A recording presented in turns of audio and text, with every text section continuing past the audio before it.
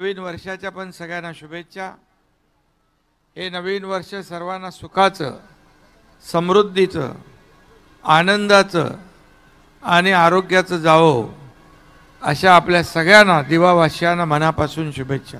एक टीम म्हणून आम्ही काम केलं आणि पदापेक्षा मला याचा आनंद जास्त आहे की 2,40,00,000 या राज्यातल्या लाडक्या बहिणींचा लाडका भाऊ ही ओळख निर्माण झाली, याचा आनंद मला जास्त, याचा आनंद आहे।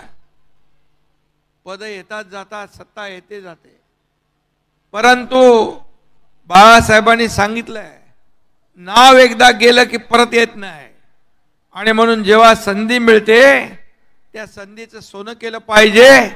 ते तुमच्या एकनाथ शिंदेने करून दाखवलं आणि म्हणून या राज्यामध्ये सगळे अंदाज फोल ठरले। लोकसभेला आपल्या विरोधामध्ये लोक होते, म्हणजे मतदारांनी फेक नरेटिव्ह वरती विश्वास ठेवून मतदान केलं, परंतु अवघ्या 4 महिन्यात पूर्ण वातावरण बदलून टाकलं आणि या राज्यामध्ये पुन्हा महायुतीची सत्ता आपण आणली। 2.5 वर्षाच्या कामाची पोचपावती या विधानसभेच्या निवडणुकीमध्ये आपल्याला मिळाले आणि हे सत्य आहे, कटू सत्य आहे। आणि म्हणून या ठिकाणी पुन्हा या राज्यामध्ये महायुतीचं सरकार आलं।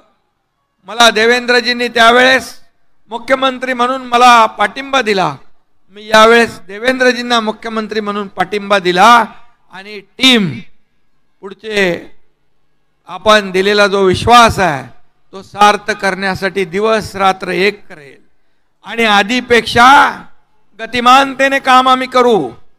आम्हाला काय मिळालं यापेक्षा महाराष्ट्रातल्या जनतेला काय मिळणार आहे, त्यांच्या जीवनामध्ये काय बदल होणार आहे, त्यांचं जीवन कसं सुखी होईल, समाधानी होईल।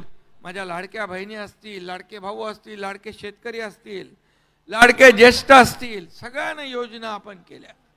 या योजना सगळ्या सुरू राहणार, एकही योजना बंद होणार नाही।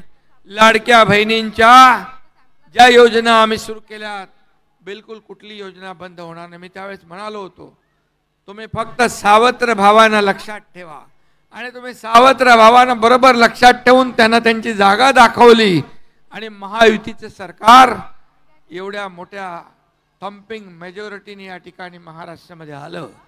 आता आमची जबाबदारी आणखी वाढलेली आहे आणि म्हणून अधिक जबाबदारीने आम्ही काम करू आणि या जनतेने जे मॅन्डेट दिलेला आहे